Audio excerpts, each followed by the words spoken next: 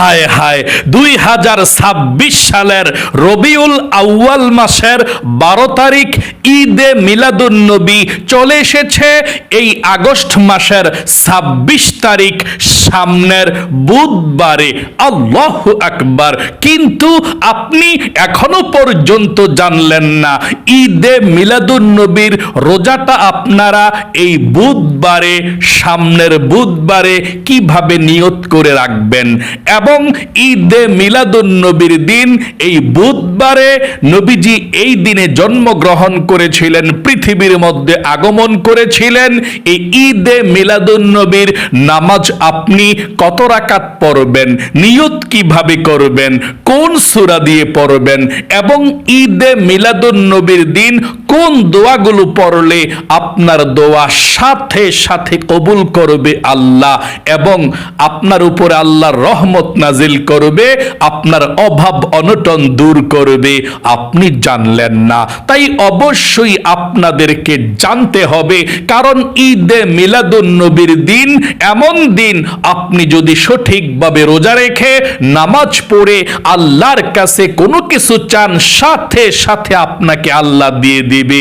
জীবনের গুনাহগুলো ক্ষমা চাইলে আল্লাহ সাথে সাথে ক্ষমা করবে, আপনার ভাগ্যকে পর্যন্ত আল্লাহ পরিবর্তন করে দিবে, যদি আপনি ঈদে মিলাদুন্নবীর দিন রবিউল আউয়াল মাসের 12 তারিখ এই সামনের বুধবারে, এই আগস্ট মাসের 26 তারিখে আপনারা যদি সঠিকভাবে ইবাদত করতে পারেন। তাই আমি আমার প্রত্যেকটা ভাই এবং মহিলা মা ও বোনদেরকে বলবো, আপনারা যারা রবিউল আউয়াল মাসের 12 তারিখের রোজাটা রাখতে চান, মানে ঈদে মিলাদুন্নবীর রোজাটা এই 2026 সালে রাখতে চান, এই আগস্ট মাসের সামনের বুধবারে, আগস্ট মাসের 26 তারিখ এই সামনের বুধবারে, এই সপ্তাহের মধ্যেই আপনাকে রাখতে হবে। আমি একদম সহজে রোজার নিয়ত এবং ইফতারির দোয়াটা শিখিয়ে দেব, তাই মনোযোগ সহকারে কথাগুলো শুনে বুঝে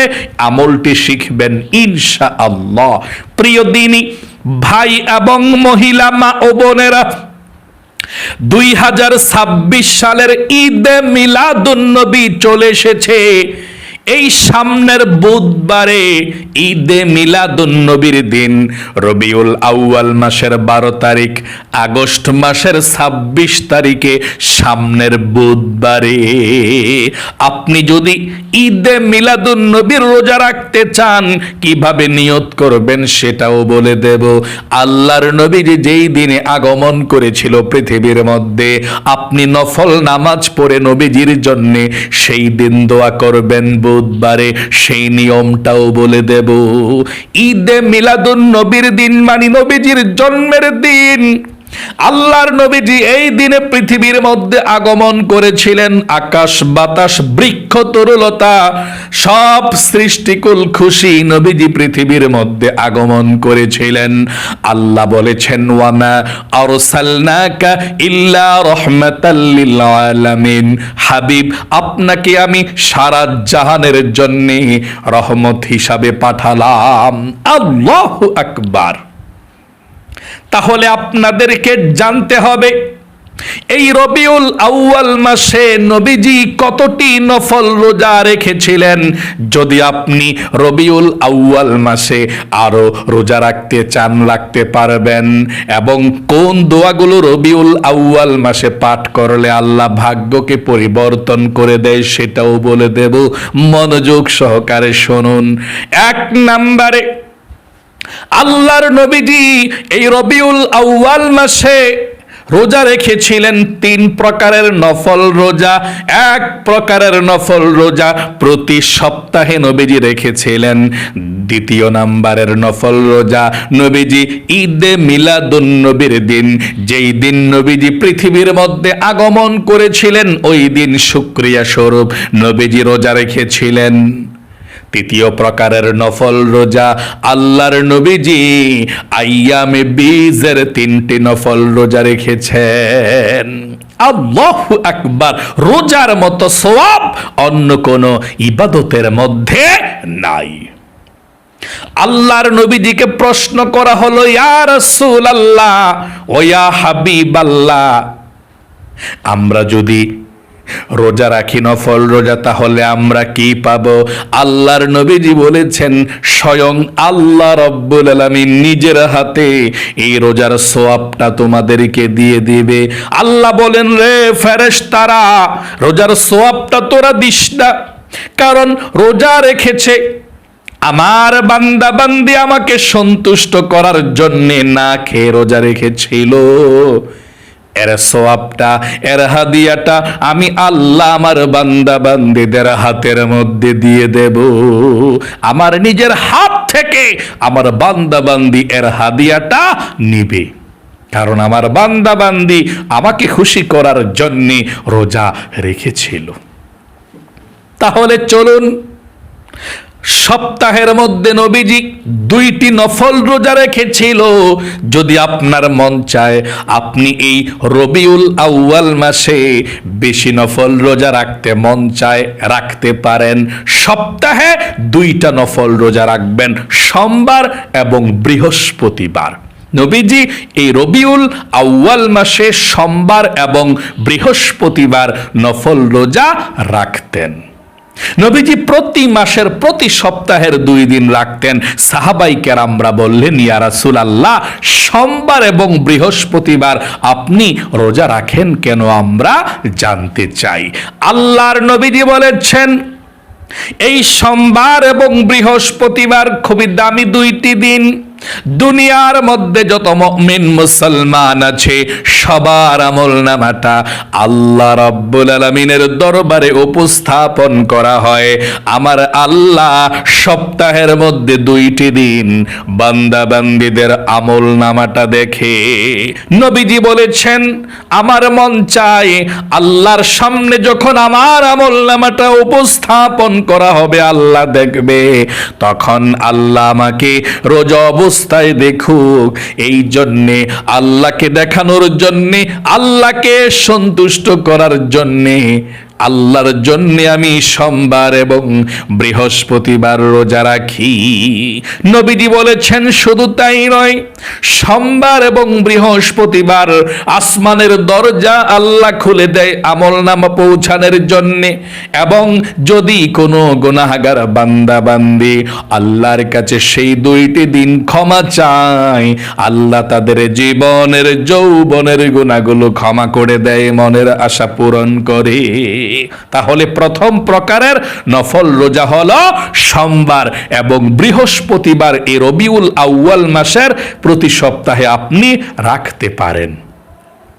অথবা যে হুজুর আমি 2টা রাখতে পারবো না, শুধু সোমবার রাখবো, হ্যাঁ রাখতে পারেন।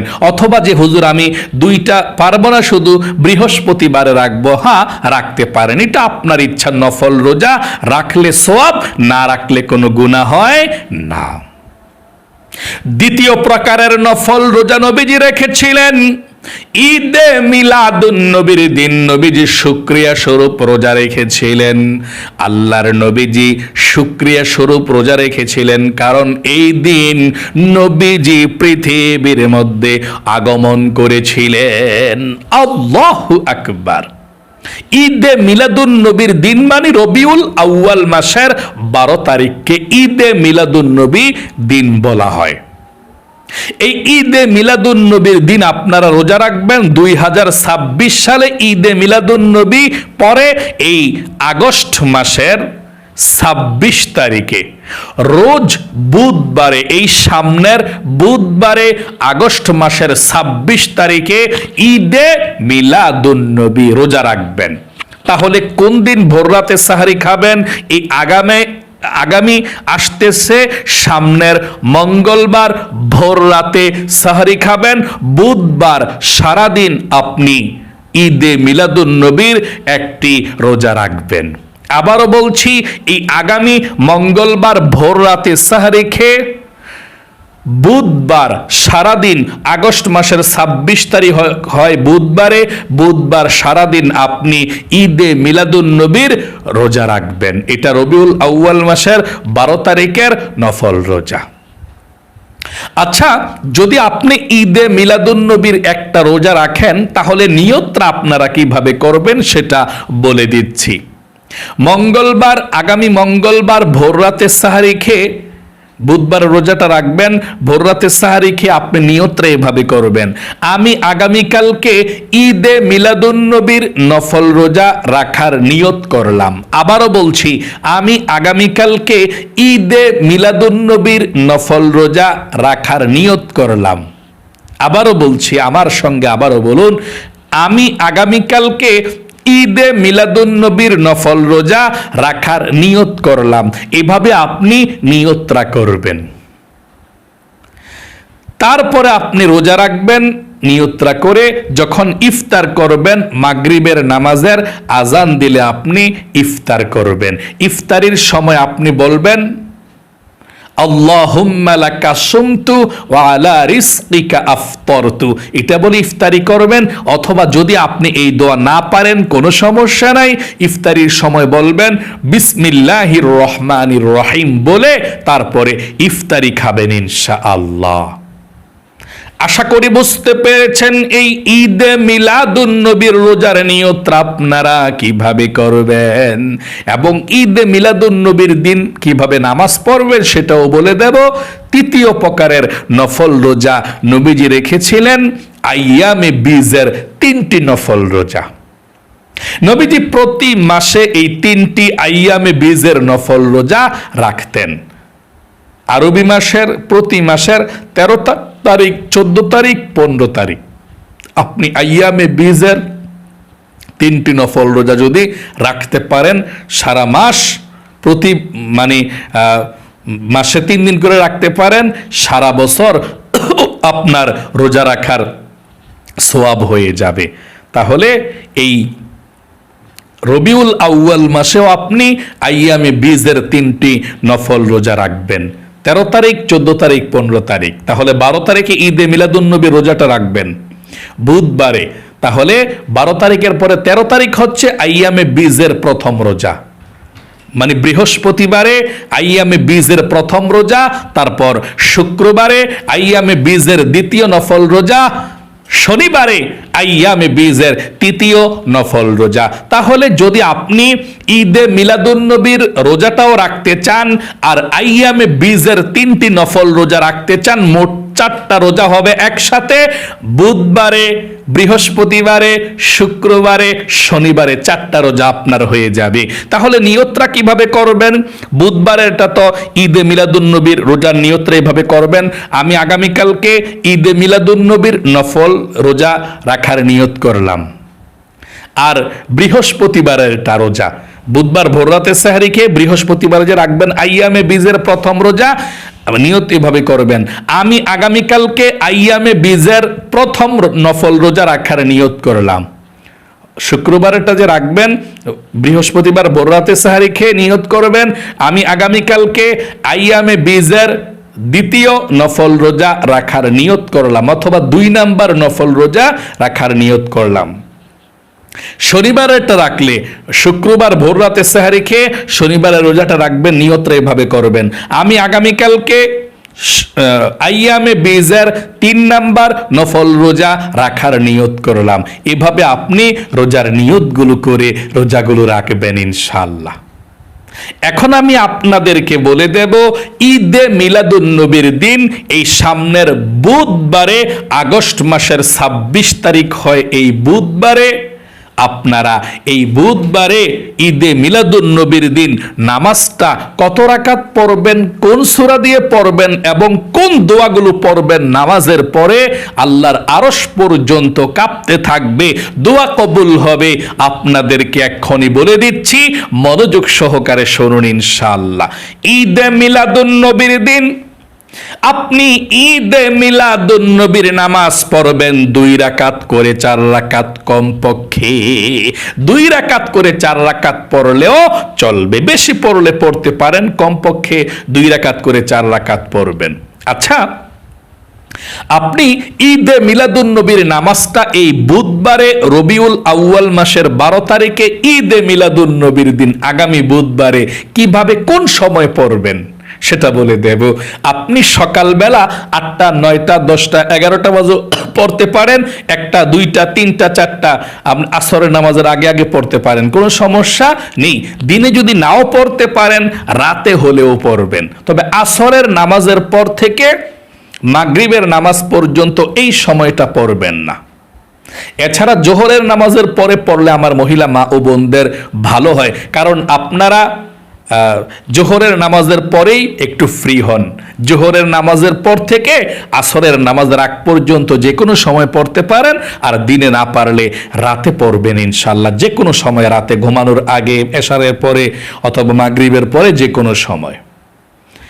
যখনই আপনি ঈদে মিলাদুন নবীর নামাজটা পড়বেন 2 রাকাত করে 4 রাকাত, প্রথমে আপনি ভালো করে ওযু করে নেবেন। ওযুর শুরুতে আপনি বিসমিল্লাহির রহমানির রহিম পাঠ করবেন। নবীজি বলেছেন, যার ওযুটা পরিপূর্ণ হোক সে যেন বিসমিল্লাহ পাঠ করে, আর ওযুর শুরুতে বিসমিল্লাহ পাঠ না করলে ওযুটা পরিপূর্ণ হয় না। এই জন্য আপনি ওযুর শুরুতে পাঠ করবেন, আমার সঙ্গে পড়ুন, বিসমিল্লাহির রহমানির রহিম। এভাবে আপনি পাঠ করে তারপরে আপনি ওযু শুরু করবেন। ভালোভাবে ওযু করার পরে একবার কালিমায়ে শাহাদাত পাঠ করবেন। এভাবে আমার সঙ্গে একটিবার পড়ুন। আল্লাহর নবীজি বলেছেন, ওযু করার পর যদি কেউ কালিমায়ে শাহাদাত পাঠ করতে পারে, আল্লাহ তার জন্য 8 জান্নাতের দরজা খুলে দিবে। সে যে কোনো জান্নাতের যে কোনো দরজা দিয়ে যেই কোনো জান্নাতের মধ্যে প্রবেশ করতে পারবে। আল্লাহু আকবার। তাহলে ওযু করার পরে এভাবে আপনি কালিমায়ে শাহাদাতরা পাঠ করবেন। আমার সঙ্গে পড়ুন, আশহাদু আল্লা ইলাহা ইল্লাল্লাহু ওয়াহদাহু লা শারীকা লাহু ওয়া আশহাদু আন্না মুহাম্মাদান আবদুহু ওয়া রাসূলুহু। এভাবে আপনি কালিমায়ে শাহাদাতরা পাঠ করবেন। কালিমায়ে শাহাদাতরা পাঠ করার পরে আপনি নামাজের জন্য দাঁড়িয়ে যাবেন। নামাজের জায়গার মধ্যে দাঁড়িয়ে আপনি এই দোয়াটা পাঠ করবেন যদি পারেন। এভাবে, ইন্নী ওয়াজ্জাহতু ওয়াজহিয়া লিল্লাযী ফাতারাস সামাওয়াতি ওয়াল আরদা হানিফাও ওয়া মা আনা মিনাল মুশরিকিন। এভাবে আপনি পাঠ করবেন। যদি এই দোয়াটা না পারেন কোনো সমস্যা নাই, শুধু নিয়ত করলেই চলবে। আচ্ছা, এই ঈদে মিলাদুন নবীর নামাজটা তো 2 রাকাত করে 4 রাকাত পড়তে হয়, তাহলে নিয়তটা কিভাবে আপনি করবেন প্রথমে শুনুন, আমি বলে দিচ্ছি। এভাবে নিয়তটা করবেন, বাংলাতে করলেই চলবে। বলুন, আমি কিবলামুখী হয়ে 2 রাকাত ঈদে মিলাদুন নবীর নফল নামাজ আদায় করছি। আল্লাহু আকবার। আবারও বলছি, আমার সঙ্গে বলুন, আমি কিবলামুখী হয়ে 2 রাকাত ঈদে মিলাদুন নবীর নফল নামাজ আদায় করছি। আল্লাহু আকবার। আবারও বলছি, আমি কিবলামুখী হয়ে 2 রাকাত ঈদে মিলাদুন নবীর নফল নামাজ আদায় করছি। আল্লাহু আকবার। নিয়তরা বাঁধার পর অন্যান্য নামাজে যেভাবে সানা পড়েন, সুবহানাকাল্লাহুম্মা ওয়া বিহামদিকা ওয়া তাবারাকাসমুকা ওয়া তাআলা জাদ্দুকা ওয়া লা ইলাহা গায়রুক, অন্যান্য নামাজের মতোই আপনি সানাটা পড়বেন। তারপর আউযু বিল্লাহ বিসমিল্লাহ পড়ে সূরা ফাতিহা পাঠ করবেন। এভাবে, আউযু বিল্লাহি মিনাশ শাইতানির রাজিম বিসমিল্লাহির রহমানির রহিম। তারপর আলহামদু সূরাটা পড়বেন। এভাবে, আলহামদুলিল্লাহি রাব্বিল আলামিন আর রহমানির রহিম মালিকি ইয়াউমিদ্দিন ইয়াকা না'বুদু ওয়া ইয়াকা নাস্তাঈন اهدنا الصراط المستقيم صراط الذين أنعمت عليهم غير المغضوب عليهم ولا الضالين آمين। এখন আপনারা বিসমিল্লাহির রহমানির রহিম পড়ে যে কোনো একটা সূরা পড়তে পারেন। আলাম তারা লিইলাফি কুরাইশ আরাআইতাল্লাযী, একটা সূরা পড়লেই হয়। একটা সূরা পড়ে আপনি রুকুতে চলে যাবেন। এভাবে আল্লাহু আকবার, রুকুতে গিয়ে 3 বার সুবহানা রাব্বিয়াল আযীম পাঠ করবেন। তারপর রুকু থেকে উঠে যাবেন সামি আল্লাহু লিমান হামিদা বলে। সোজা হয়ে দাঁড়িয়ে বলবেন রব্বানা লাকাল হামদ। তারপর সেজদায় চলে যাবেন আল্লাহু আকবার। সেজদায় গিয়ে 3 বার পড়বেন সুবহান রাব্বিয়াল আ'লা। তারপর আল্লাহু আকবার বলে 2 সেজদার মাঝখানে সোজা হয়ে একটু বসবেন। বসে আবারও চলে যাবেন সেজদায় আল্লাহু আকবার বলে। সেজদায় আবারও গিয়ে 3 বার সুবহান রাব্বিয়াল আ'লা পড়ে আপনি দাঁড়িয়ে যাবেন দ্বিতীয় রাকাতের জন্য এভাবে আল্লাহু আকবার বলে। দ্বিতীয় রাকাতের জন্য দাঁড়িয়ে আপনি বিসমিল্লাহির রহমানির রহিম পড়ে আলহামদু সূরাটা পড়বেন। আলহামদু সূরাটা পড়ে বিসমিল্লাহির রহমানির রহিম পড়ে কুল হুয়াল্লাহ সূরাটা পড়বেন। তারপর আপনি রুকুতে চলে যাবেন, রুকু করবেন, সেজদা করবেন। তারপর 2 সেজদা শেষ করে আপনি বসবেন বৈঠকে। তারপর আত্তাহিয়াতু, দুরুদ শরীফ, দয়ামা সূরা অন্যান্য নামাজে যেভাবে পড়েন এভাবেই পড়বেন। মোট কথা অন্যান্য 2 রাকাত নফল নামাজ অথবা ফজরের নামাজের 2 রাকাত সুন্নত নামাজ যেভাবে পড়েন একই সিস্টেমে নামাজটা পড়তে হয়। একই সিস্টেম, অন্য কোনো সিস্টেম নাই। শুধু নিয়তটা করবেন ভিন্ন। কোন নিয়ত করবেন? আমি কিবলামুখী হয়ে 2 রাকাত ঈদে মিলাদুন্নবীর নফল নামাজ আদায় করছি, আল্লাহু আকবার, এভাবে নিয়তটা করবেন। তারপরে আপনি অন্যান্য নামাজের মতোই 2 রাকাত নামাজ পড়বেন সূরা কালাম পড়া। তারপর সালাম ফিরিয়ে আবার দাঁড়িয়ে যাবেন, আবার 2 রাকাত নিয়ত করে আবার 2 রাকাত পড়বেন। এভাবে 4 রাকাত নামাজ হয়ে যাবে। তারপর আপনি পৃথিবীর সব থেকে শ্রেষ্ঠ দোয়াগুলো পড়ে মুনাজাত করবেন জিকিরগুলো করে। যেই দোয়াগুলো পড়লে আল্লাহর আরশ পর্যন্ত কেঁপে ওঠে, সাথে সাথে দোয়া কবুল হয়, মনের আশাকে আল্লাহ পূরণ করবে। আপনি সেই দোয়াগুলো পাঠ করবেন ইনশাআল্লাহ। তারপরে মুনাজাত করবেন। এবং এই রবিউল আউয়াল মাস যতদিন বাকি আছে সব সময় রবিউল আউয়াল মাসেও ওই দোয়াগুলো পড়বেন যেগুলো পড়ে আপনি মুনাজাত করবেন। 1 নম্বরে রবিউল আউয়াল মাসের 12 তারিখের নফল নামাজ পড়ে আপনি ঈদে মিলাদুন্নবীর নামাজ পড়ে 2 রাকাত করে 4 রাকাত পড়বেন। পরে আপনি যখন বসবেন মুনাজাত করার জন্যে, আপনি বসে সর্বপ্রথম আপনি সুবহানাল্লাহ পাঠ করবেন 100 বার, অথবা কমও করতে পারেন, কিন্তু 100 বার করে করলে জিকিরগুলো করলে সবচেয়ে ভালো। তাহলে কমপক্ষে 100 বার সুবহানাল্লাহ সুবহানাল্লাহ পাঠ করবেন। 100 বার সুবহানাল্লাহ সুবহানাল্লাহ পাঠ করবেন। 2 নম্বরে 100 বার আল্লাহু আকবার আল্লাহু আকবার 100 বার পাঠ করবেন। 3 নম্বরে আলহামদুলিল্লাহ আলহামদুলিল্লাহ 100 বার পাঠ করবেন। 4 নম্বরে লা ইলাহা ইল্লাল্লাহ 100 বার পাঠ করবেন। এবং একবার পুরোটা কালিমা পড়বেন এভাবে, লা ইলাহা ইল্লাল্লাহ মুহাম্মাদুর রাসূলুল্লাহ। তারপরে আপনি 5 নম্বরে আস্তাগফিরুল্লাহ আস্তাগফিরুল্লাহ আস্তাগফিরুল্লাহ এই ইস্তিগফারটা পাঠ করবেন 100 বার। 6 নম্বরে দুরুদ শরীফ, যে কোনো দুরুদ শরীফ পাঠ করলে চলে, আপনি 100 বার পড়বেন। যেমন সাল্লাল্লাহু আলাইহি ওয়াসাল্লাম সাল্লাল্লাহু আলাইহি ওয়াসাল্লাম সাল্লাল্লাহু আলাইহি ওয়াসাল্লাম। তারপর আপনি যদি পারেন আরো দোয়া কালাম পড়বেন, না পারলে যথেষ্ট আপনি আল্লাহর কাছে মুনাজাত করবেন আল্লাহুম্মা আমিন বলে।